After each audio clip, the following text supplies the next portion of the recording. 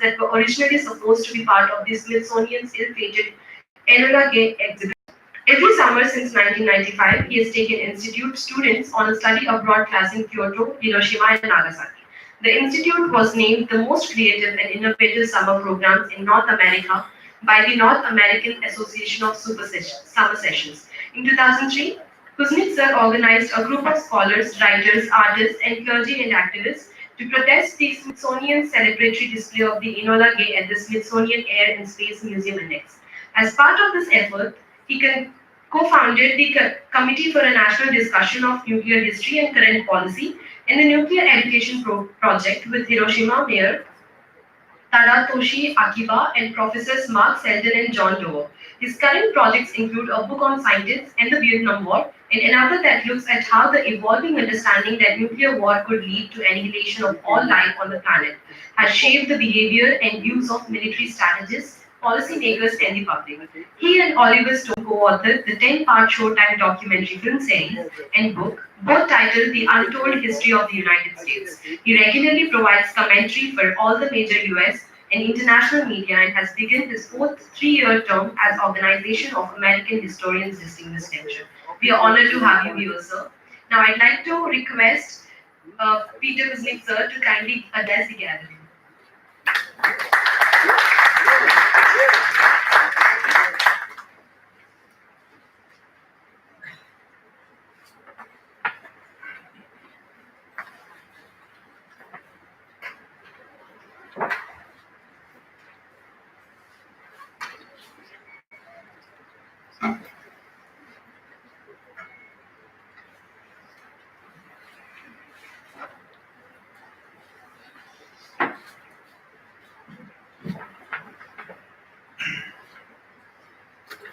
Good morning, everybody.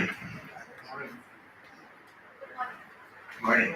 I'd first like to thank Professor Aruna Kamila for organizing this amazing conference and for all of her hospitality.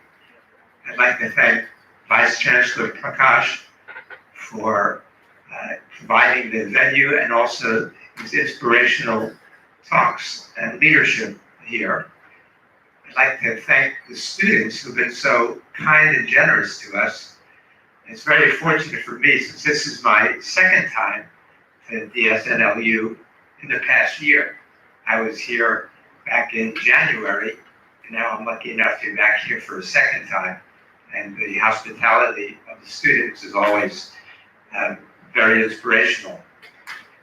What I want to talk about today is not so much weaponization of space, because that's being covered so well by other people, but I want to talk about the broader context of the global crisis that makes what we're focusing on here so urgent and so relevant. In late 2012, Oliver Stone and I published our book, The Untold History of the United States, and our documentary showed on television all over the world. We just recently published a new edition, this book, The Untold History of the United States, which now includes a long chapter about Donald Trump. And when we look at what was happening in 2012, when we published the original book, compared to today, the world is so much more dangerous today than it was 6-7 years ago. It's almost hard to remember how much safer the world seemed so short a period of time ago. In the United States, we've got the Bulletin of the Atomic Scientists, which publishes the doomsday clock every year, show how close we are to nuclear war and to annihilation. In 2012, the hands of the doomsday clock were 8 minutes before midnight. As of January 2018, the hands of the doomsday clock have been 2 minutes before midnight. But Russia's Deputy Foreign Minister, Rybakov, actually the defense minister, says the hands should be 1 minute before midnight. That's how close the world is now to this kind of nuclear crisis that we all fear. So let me begin in January of 2018. That same month, that U.S. Secretary of Defense James Mattis announced that international terrorism is no longer the United States' main threat. The United States' main security threat now, he says, is Russia and China. And the U.S. is closer to war with Russia and China than it's been, at least in terms of Russia, since the 1980s, and probably since the 1962 Cuban Missile Crisis. It was in February of 2018 that the United States issued its new nuclear posture review. According to the new nuclear posture review, this is Donald Trump's nuclear posture review, the use of nuclear weapons had been elevated again in a way that hadn't been the case for a long time. We talked about using nuclear weapons in new situations, talked about developing new miniature nuclear weapons that would be more usable. Trump's nuclear policy is instructive. During the campaign, Donald Trump said, "What's the point of having nuclear weapons if we can't use them?" To most reasonable people, that means let's get rid of our nuclear weapons. To Donald Trump, that meant let's make them more usable, which is why he wanted to develop the smaller weapons. Trump, soon thereafter, in a cabinet meeting, said, we don't have enough nuclear weapons. He said, we've got to increase our nuclear arsenal 10 times. It was then that Secretary of State Tillerson called him an absolute fucking moron. And that was appropriate. But Donald Trump represents a serious threat, but this goes back before Donald Trump. If we look at President Obama's nuclear policies, Obama won the Nobel Peace Prize in 2009 for his Prague speech calling for nuclear abolition. Did Obama do that? Did he get any closer to nuclear abolition? No. In fact, Obama initiated a 30-year, trillion-dollar modernization program designed to make nuclear weapons more efficient and more lethal and more usable. The figure now is that it's costing $1.7 trillion. And we're making these weapons more and more lethal, as well as more and more usable. So the approach that the U.S. has taken is to actually increase the tensions, increase the dangers. But then in response, on March 1st, 2018, Vladimir Putin made his national State of the Nation address. And what he said there was very instructive. And he traced the crisis back to 2001 when the United States announced it was pulling out of the ABM treaty. And he said that was a milestone, an important event. Then the U.S. started to build up its nuclear arsenal. And then in 2004, Russia responded and began its own modernization program. And what Putin said in that speech is that Russia has now developed 5 new nuclear weapons, all of which can circumvent U.S. missile defense. So he's talking about underwater nuclear torpedoes that can blow up coastal cities. He's talking about nuclear-powered, nuclear-armed cruise missiles. He's talking about hypervelocity glide weapons, hypersonic weapons, 5 new nuclear weapons that Russia's developing in response to America's nuclear missile defense program. We saw how well missile defense works with the recent missile attack in Saudi Arabia, in which all of the weapons got through. So the Saudi missile defense that they purchased from Raytheon, the United States, proves to be totally porous and inefficient. So what's happened, though, is that the U.S. hegemony, Bruce was talking yesterday about U.S. attempt to dominate the world.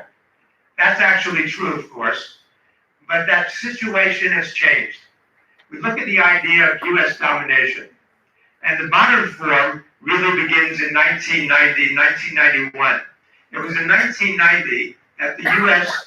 neoconservative theoretician Charles Krauthammer said that with the collapse of the Soviet Union, the United States is now the world's unipolar power. And he said American unipolarity, in which nobody can challenge us, is going to last for 30 or 40 years. He revisited that in 2002, after the invasion of Afghanistan, but before the invasion of Iraq. And then Krauthammer said, I underestimated America's strength.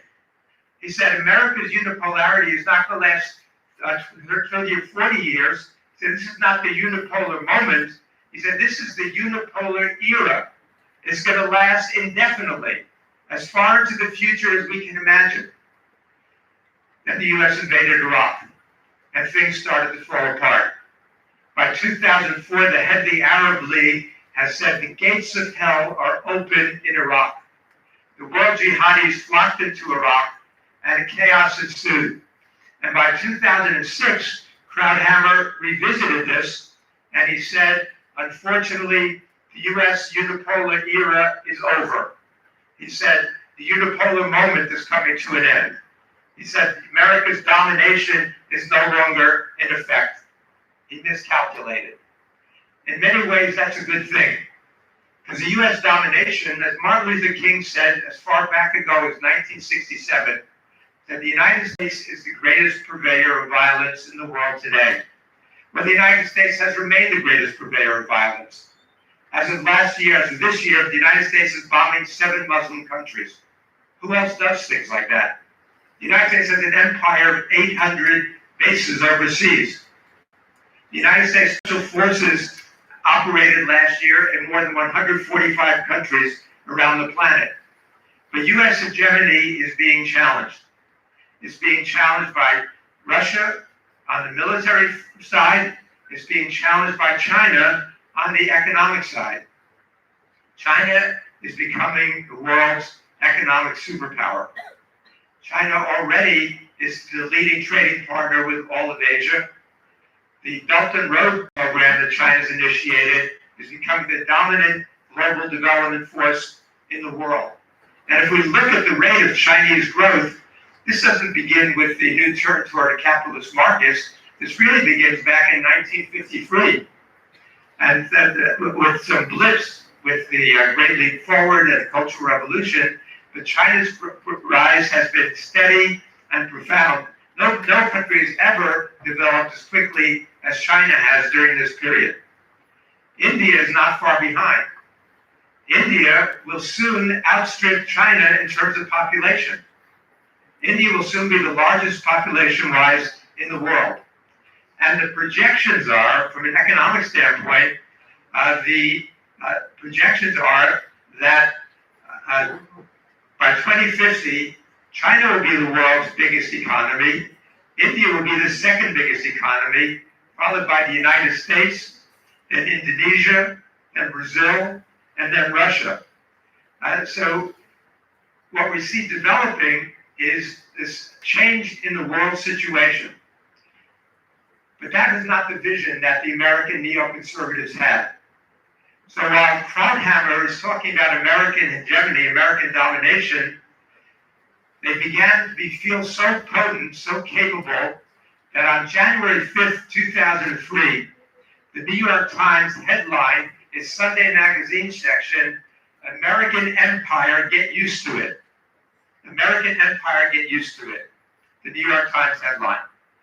And the American neocons did. And they started to talk about all the countries that the United States was going to overthrow, where the regime change was going to take place. And it began in Afghanistan, and then it was going to be followed by Iraq, and then it was going to be Syria, and then it was going to be Libya, and then it was going to be Iran, and then it was going to be Somalia. You look what's happening around the world, and you see that this follows a pattern that these people were all talking about. They laid out at least 7 countries that the U.S. was going to overthrow, where regime change was going to take place. And the situation, the result of that is the chaos that we've seen. The wars, the conflict, the tensions globally that we've seen. And so when we talk about the U.S. tensions with China and with Russia, we look at what's happening in the South China Sea and the East China Sea. We look at the China developing not only this vast economy, but also the world's biggest navy, and trying to establish its domination in its own region. The United States didn't like that. It was November 2011 that Hillary Clinton wrote her article in Foreign Policy magazine titled America's Pacific Century.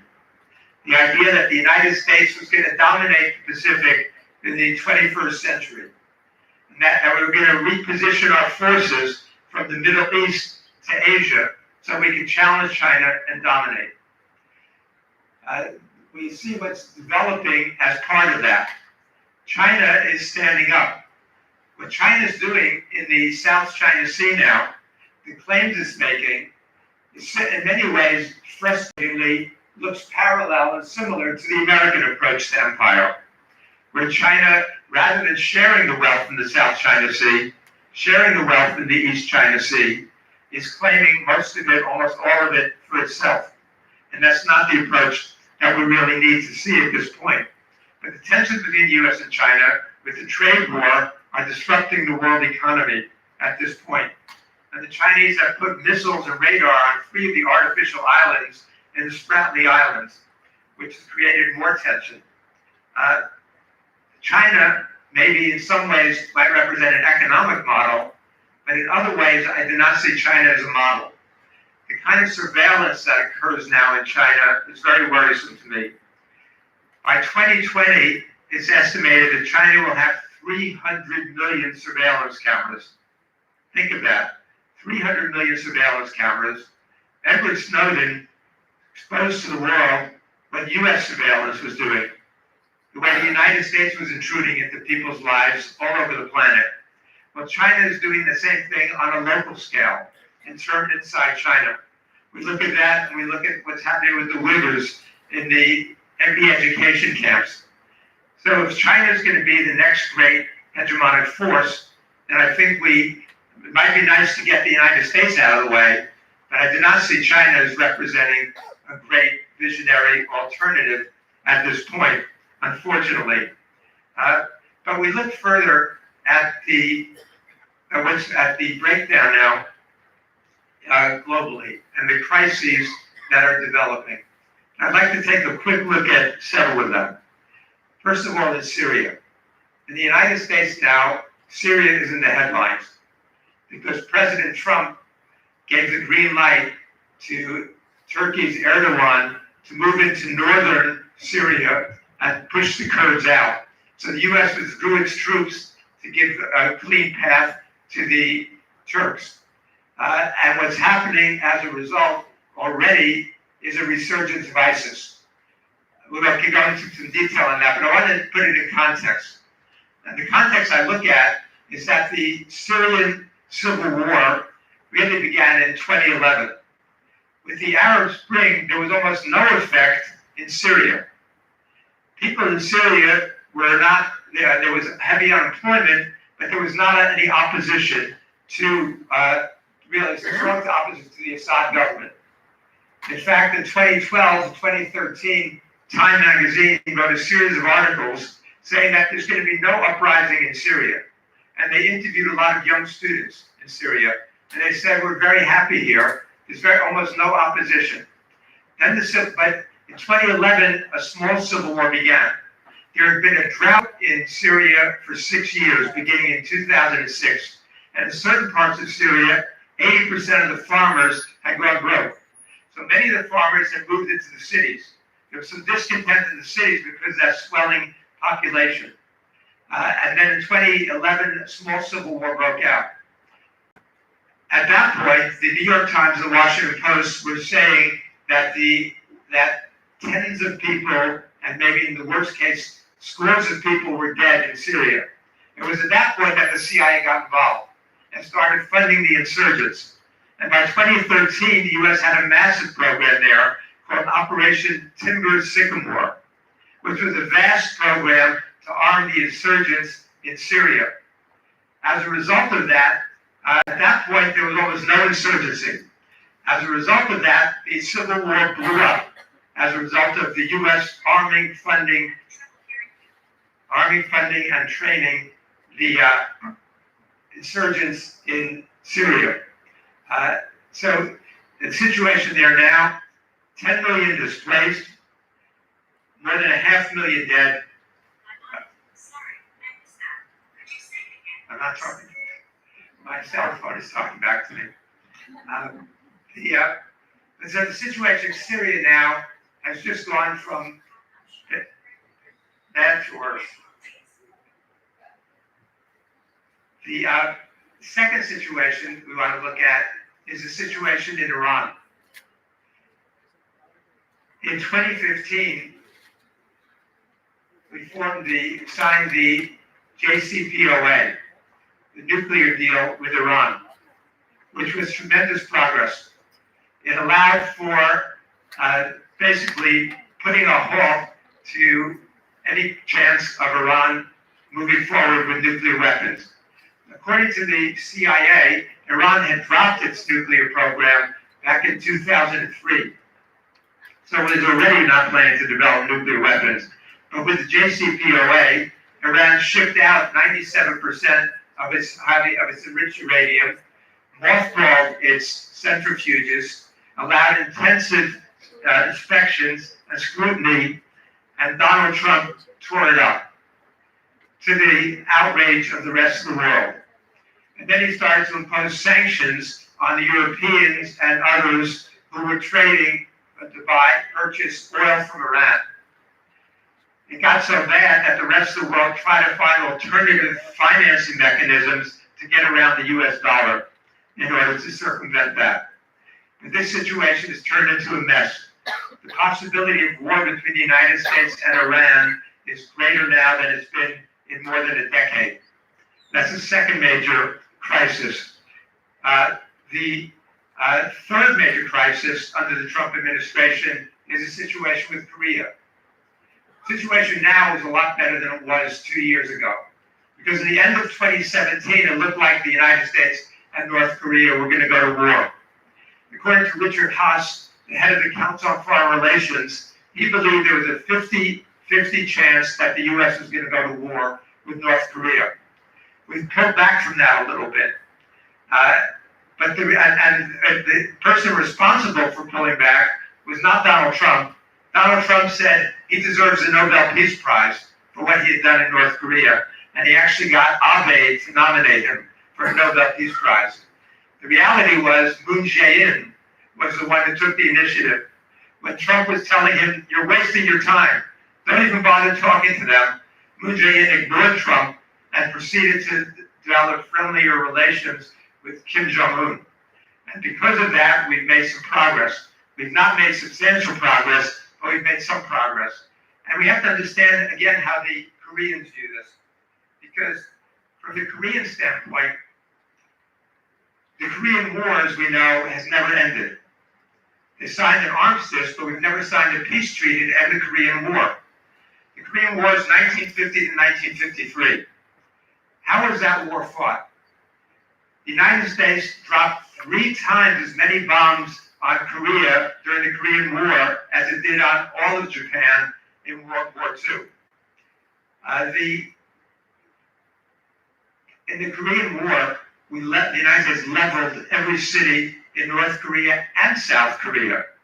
In fact, the British Army yearbook for 1951 said that South Korea no longer exists as a country because it's been burned to the ground. Americans don't know any of this. In the United States, we refer to the Korean War as the Forgotten War. The North Koreans is not a forgotten war in North Korea. In fact, the North Koreans are aware of this every day. The posters, the ceremonies, the education in the schools, the museums, all point out, again, what the United States did in North Korea. And part of the problem we have is very, very different historical narratives all over the world. The United States and Russia, for example. If you ask American students who won World War II in Europe, they will tell you the United States won World War II in Europe. If you ask the Russians, they know a very different history. And I asked my students, I did an anonymous survey. These are all A students out of high school. And I did an anonymous survey. I asked them, how many Americans died in World War II? And the median answer I got was 90,000, which means they're only about 300,000 off. That's pretty close for American students. I asked them how many Soviets died in World War II. The median answer I got was 100,000, which means they're only 27 million off. They have no understanding of World War II. They have no understanding of what the Cold War was about. They have no understanding what's going on in Ukraine now. And if you don't have an understanding of history, then you're blind. And then you are going to repeat the same mistakes. When I try to explain to them what 27 million means, on 9/11, almost 3,000 Americans were killed on 9/11. The United States has fought several wars since then, uprooted the entire world. I tell them that 27 million is the equivalent of one 9/11 a day, every day for 24 years. They begin to then grasp what this means. And we look at the situation in Ukraine. The Americans see this as naked aggression. Putin is out to reestablish the Russian Empire. Putin wants to conquer the world. Again, no context for what this is about. To understand U.S.-Russian relations, you